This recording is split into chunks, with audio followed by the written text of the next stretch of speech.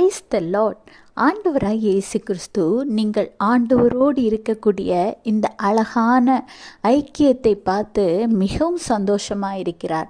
ஆனாலும் உங்களிடம் ஒரு காரியத்தில் கூட கவனமாக இருக்கும்படி கர்த்தர் சொல்கிறார். என்னன்னு பார்ப்போமா? 2 கொரிந்தியர் 8:7 அல்லாமலும் விசுவாசத்திலும் போதிப்பிலும் அறிவிலும் எல்லாவித ஜாக்கிரதையிலும் எங்கள் மேலுள்ள உங்கள் அன்பிலும் மற்றெல்லா காரியங்களிலும் நீங்கள் பெருகி இருக்கிறது போல இந்த தர்ம காரியத்திலும் பெருக வேண்டும். ஆமாங்க, ஆண்டவராக இயேசு கிறிஸ்து இன்று உங்களை பார்த்து சொல்கிறார், விசுவாசத்தில் ரொம்ப ஸ்ட்ராங்காக இருக்கீங்க. ஆண்டவரை குறித்து பிறருக்கு அழகாக சொல்லி கொடுக்குறீங்க. ஆண்டவரோடு நீங்கள் நடக்கிறதுனால அறிவிலும் ஞானத்திலும் கர்த்தர் உங்களை சிறந்திருக்கும்படி செய்கிறார். எதை செய்யணும் செய்யக்கூடாதுன்னு ரொம்ப ஜாக்கிரதையாக இருக்கீங்க. இப்படி எல்லா காரியத்திலும் கரெக்டாக இருக்கிற நீங்கள் ஆண்டவர் சொல்லியிருக்கிற தர்ம காரியத்திலும் பெருக வேண்டும்.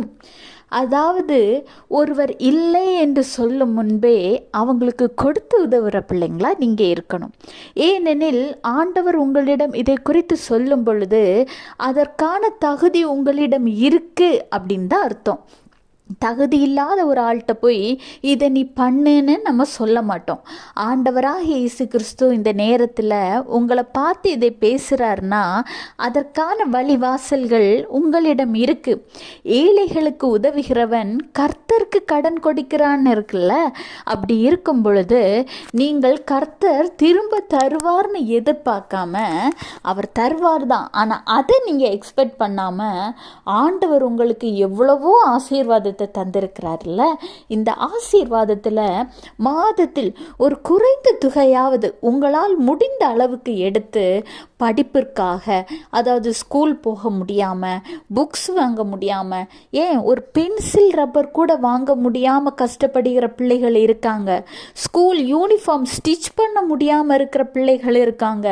ஏன் ரஃப் நோட்டு, புக்கு, இப்படி ஏகப்பட்ட காரியங்கள், ஷூ, சாக்ஸ், இப்படி என்னென்னமோ காரியங்கள் வாங்க முடியாமல் கஷ்டப்படுகிற பிள்ளைகளுக்கு கொடுத்து உதவலாம். உணவின்றி ஒரு நேர உணவு கூட இல்லாமல் ரோட்டோரங்களிலும் தெருக்களிலும் பிச்சை கேட்டுக்கொண்டிருக்கிற இவ்வளோ பேர் இருக்காங்க.